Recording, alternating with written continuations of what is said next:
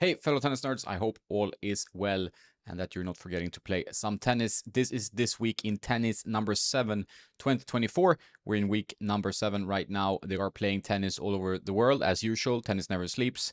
But we'll also talk a bit about what happened last week and some drama and stuff like that. I hope you like this kind of summary format. And I'm going to give my predictions as well.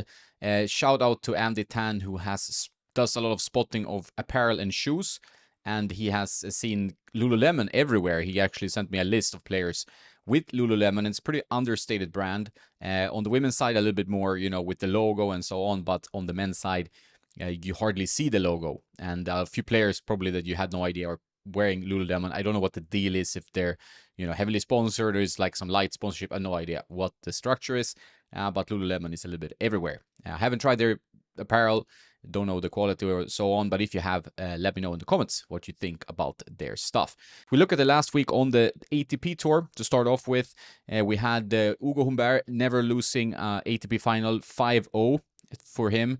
Grigor Dimitrov, does he choke a bit in the finals, or was Hugo Humbert too good? I mean, this was a straight set win, so all the credit to the French player there.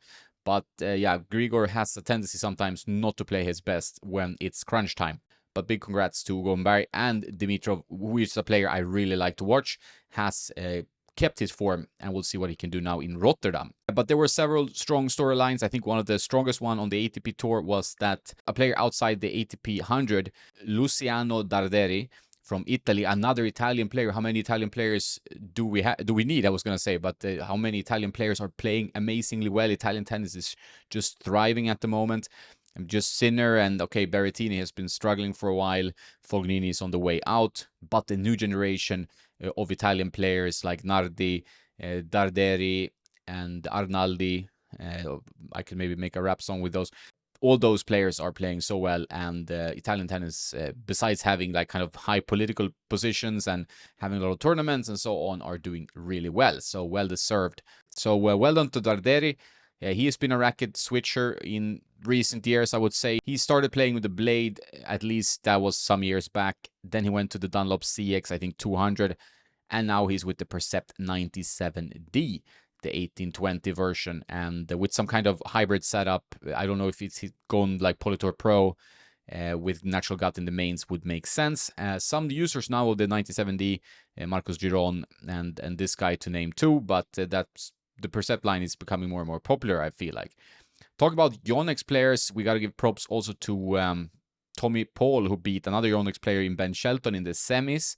And then in the final, he played Giron, that I mentioned, and he won his second ATP title. So Tommy Paul moves up now one spot. I think he's at 13 in the rankings or something like that, showing his quality. And we'll see now next week what he can do in Delray Beach. He should be one of the favorites there. Also, big props to an Indian player, Sumit Nagal, who last year I think was outside 500, won the Challenger in Chennai, and beating Luca Nardi, who I mentioned before, another Italian, and now within the top 100 players in the world. So well done. Good for a tennis nation like India to get some role models there, and more role models. So they have Rohan Bopanna, of course, as well. So that was the ATP Tour last week. Some good tennis being played. We have the WTA Tour. Rybakina won her second title, beating Kasatkina in the final in Abu Dhabi, a WTA 500. So some good points there. Big congrats also to Karolina Pliskova, who's been training here quite a bit in the Costa del Sol region where I am right now. And she won her first title in 4 years at the Transylvania Open in Cluj-Napoca. I might mispronounce that. Defeated home player Anna Bogdan in straight sets. And on the women's tour, we've seen some movers in the rankings. One spot for Kasatkina, which is good, but Anna Bogdan moved up 11 spots to 54 in the world, and Pliskova 19 spots with her win. Now we're going to week 7 of this year, starting on the men's side of things. I'm going to have a sip of coffee before we start looking at the Rotterdam ATP 500. Do you also grind your own beans? I think that makes better coffee, to be fair. I've started doing that a few years ago. Anyway, Rotterdam ATP 500. Jannik Sinner is back in action. Will he have a hangover after the Grand Slam title, his first, at the Australian Open in Melbourne? I don't know. Possibly. It's possible that you have a little bit of a weird period after winning a first major event like that. But obviously, he's just climbing in his skill level. He's been more of a slow mover than Alcaraz, for example, who's also playing this week. So I think he will do fine, but he has a tough one in Botic van de Zandschulp from the Netherlands. I think that could be a tricky one. Zandschulp also at home. He should be able to get through that, but I don't predict him to win this tournament. It's quite a strong tournament. We'll get to my predictions. The draw has some strong player. My buddy Roman is playing Holger Rune in the first round. Rune, as you know, he has sacked 2 parts of his coaching team. We had Anneke Rune going on Craig Shapiro's podcast talking about the situation. I think a lot of people maybe put more emphasis on her role in the whole team, which is important, but she meant that Holger actually wants her around. So maybe that helps him calm down or feel at home and perform better. Now that he's kind of back to square one with the coaching setup, he might free up and play better tennis. We will see how that affects him. Obviously, for some, it's a very sensitive issue. For some, it's not. But he's starting with Roman, who is a tough player. So it's a tough draw for him in a first round. And we have another good matchup in the first round. Maxime Cressy, the serve cannon, who uses 2 different rackets, and one for serving and one for returning. So I always like watching him. He has like this journal that he writes down shots. Nice guy. Met him briefly at the Stuttgart Open. So we'll see how he can do against Auger Aliassime. We know Aliassime can play well here. I think he won it in the past. And indoors, obviously, is his best surface. The strike zone of the ball, everything seems to work better for him, like the control conditions and so on. But this is still a tough draw. And I'm also curious to see other players that are in form. Dimitrov starting against Sonego. That's a tough match. We have Bublik against Chorich. So, yeah, you see ATP 500 is pretty tough. Who do you think will win? I'm curious to hear your opinions. My prediction would be Rublev here. I was a bit torn thinking that Aliassime might win this and just get on his kind of run that he can do sometimes on indoor tennis. But we haven't really seen any signs of that. So I'm going to go with Rublev to win this event. But there are odds and more on tennisnerd.net, of course.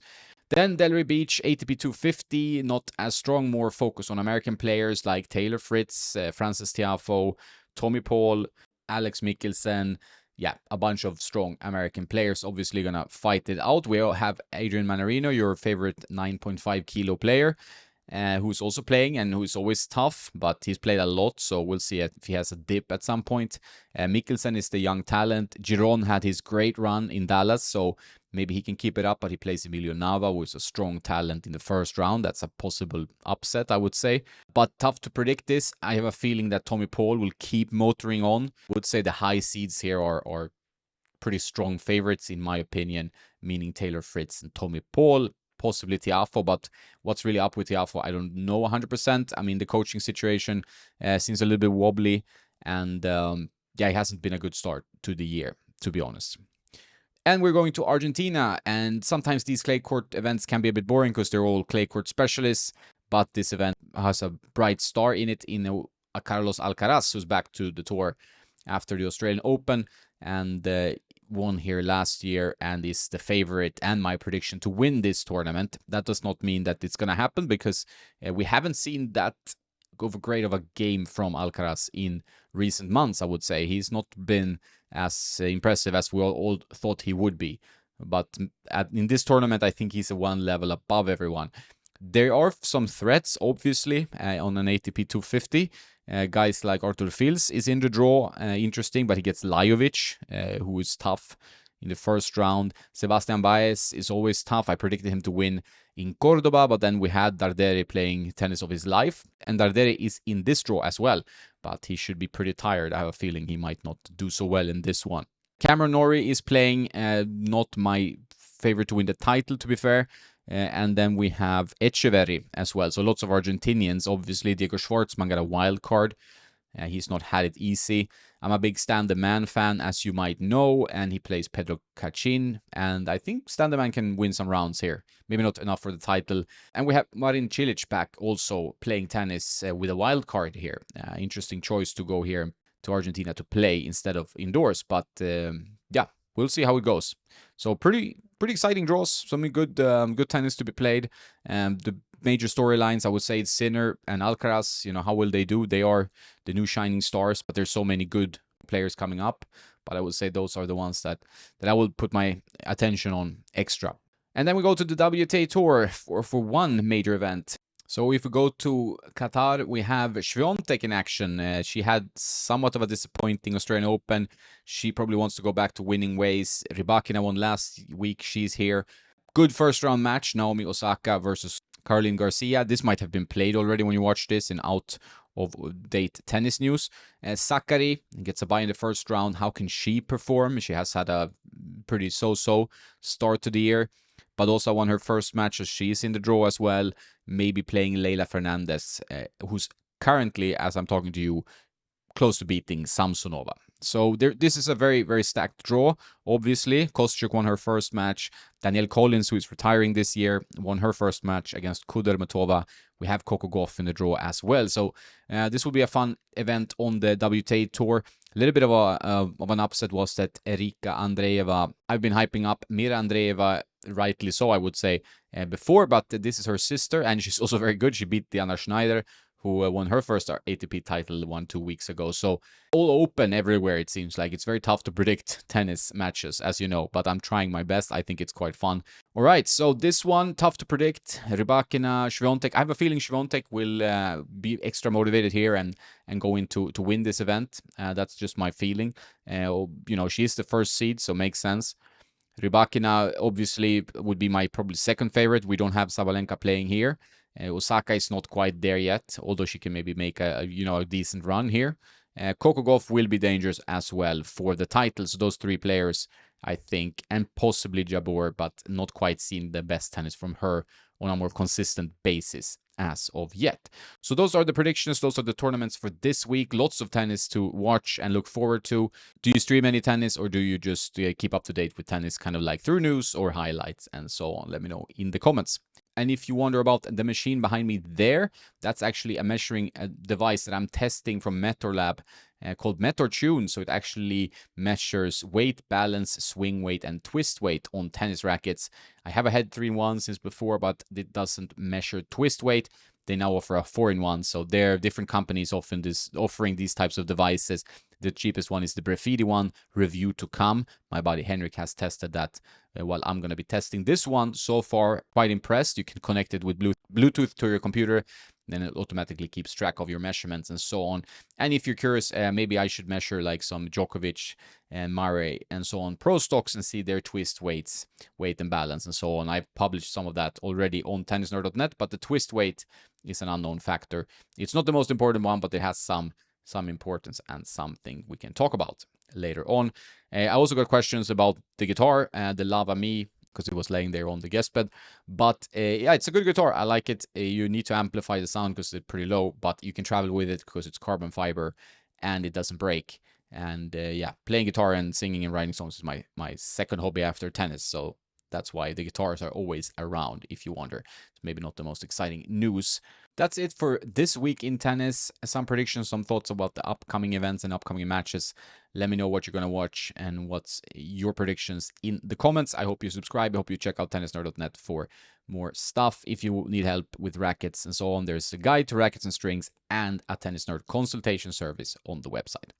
That's it. Have a nice day and don't forget to play some tennis.